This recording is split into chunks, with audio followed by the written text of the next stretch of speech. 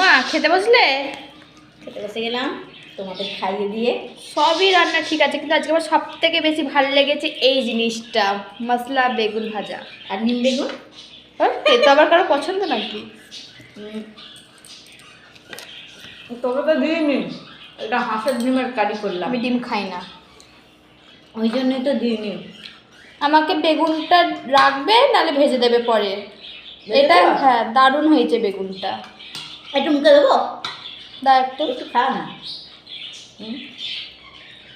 মেয়ের যখন পছন্দ হয়েছে, হ্যাঁ, তবে তো একটুখানি মানুষ দেবই, মানুষ দেবো। হ্যাঁ, তো ভালো, দেবো। আমার দারুণ লেগেছে এইটা। দারুণ লেগেছে বল, খেয়ে নাও। আমি একটু খেয়ে দেখি। বললাম না, সত্যি ভালো হয়েছে।